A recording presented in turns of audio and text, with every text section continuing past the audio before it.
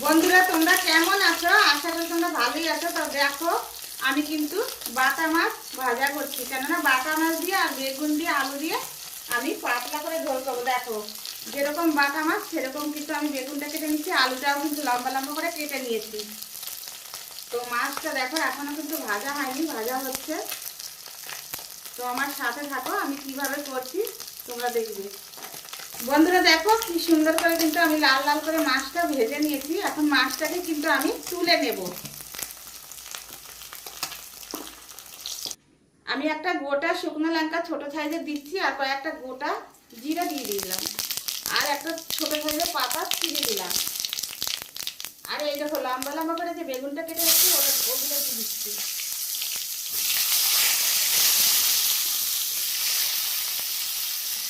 আমি নেড়ে চেড়ে দেবো।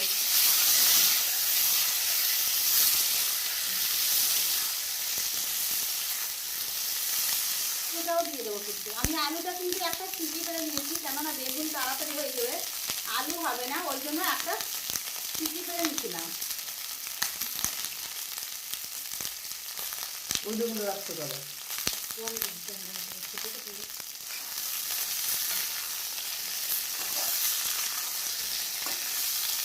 মতন নুন দিয়ে দিচ্ছি, পরিমাণ মতন হলুদের গুঁড়ো দিয়ে দিলাম। কাঁচা লঙ্কা দেখো ছিঁড়ে রেখেছিলাম এক বাটি, একদম ঝাল ঝাল করে করবো, ওই জন্য আমি দেখো কাঁচা লঙ্কা দিয়ে দিলাম। পেস্ট রেখেছিলাম একটা কেটে, ওটাও দিয়ে দিলাম। আমি ভালো করে এখন নেড়ে চেড়ে দেবো। বন্ধুরা দেখো কি সুন্দর করে কিন্তু একদম ভাজা হয়ে গেছে, দেখো কি সুন্দর করে ভাজা হয়ে গেছে। তো আমি এখন জল দিয়ে দেব। বন্ধুরা দেখো মাছ রেখেছিলাম ভেজে, আমি দিয়ে দেবো, কেননা আগে থাকতে দিলে মাছটা ভালো হবে, শক্ত হয়ে গেছে ভেজে, তো আগে থাকতে দিলে কিন্তু নরম হয়ে যাবে, ওই জন্য আমি আগে কিন্তু দিয়ে দিচ্ছি।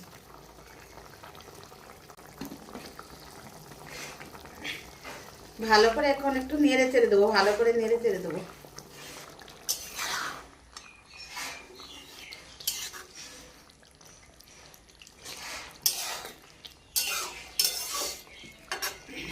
দেখো বন্ধুরা আমার কিন্তু হয়ে গেছে। আমি কিন্তু আলু দিয়ে আর বেগুন দিয়ে আর বাটা মাছ দিয়ে সবজি কিন্তু হয়ে গেছে। এখন আমি কিন্তু একটু জিরা বাটা দিয়ে দেব।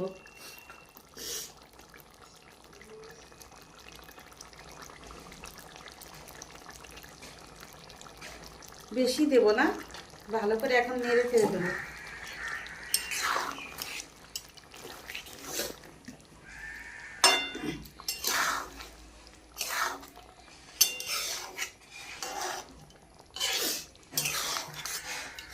দেখো তোমরা যদি বাড়িতে এরকম করে করো খুব তাড়াতাড়ি কিন্তু অল্প সময়ের মধ্যে হয়ে যাবে।